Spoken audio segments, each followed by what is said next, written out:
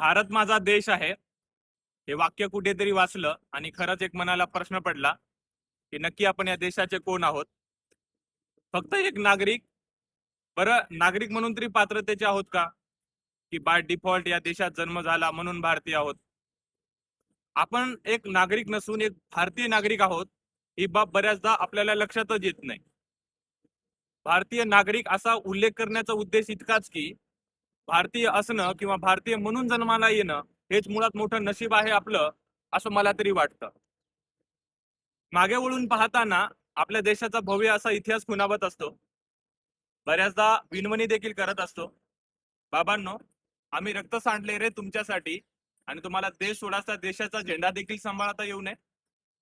15 August आणि 26 जानेवारी पुरताच कसा काय जागा होतो आपल्यातला क्रांतिकारक.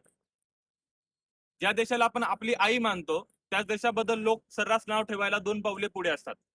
ये भारत है और यहाँ सब कुछ हो सकता है असे डायलॉग तुम्ही बऱ्याचदा ऐकले असतील.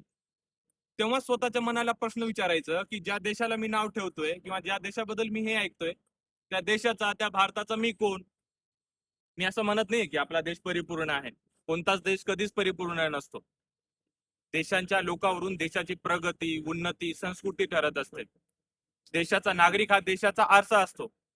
आपल्याला जर आजही स्वच्छतेसाठी मोठ्या पातळीवर कॅम्पेन घ्यावे लागत असतील तर आपण स्वतः केव्हा जागे होणार. देश चालवणं हे फक्त सरकारचं काम नाही.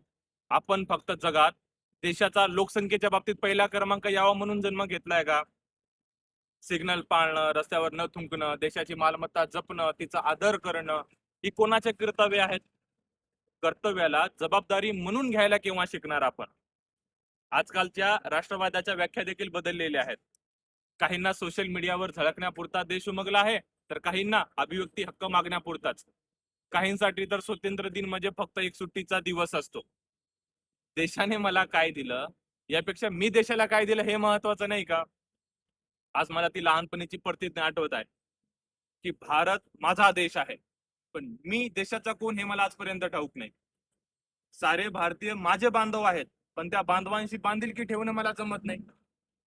माझ्या देशातल्या विविधतेने नटलेल्या परंपरांचा मला अभिमान आहे, परंतु त्या परंपरांची पायी होण्याची पात्रता माझ्या अंगी यावीच म्हणून मी प्रयत्न करतोच असे नाही. मी माझा देश आणि देश बांधव यांच्याशी निष्ठा राखण्याची प्रतिज्ञा करत आहे. पण माझ्याच देशातील आया बहिणीवर, मुलीवर कोणी अन्याय अत्याचार करत असेल तर मी माझे डोळे, कान, तोंड बंद ठेवेल.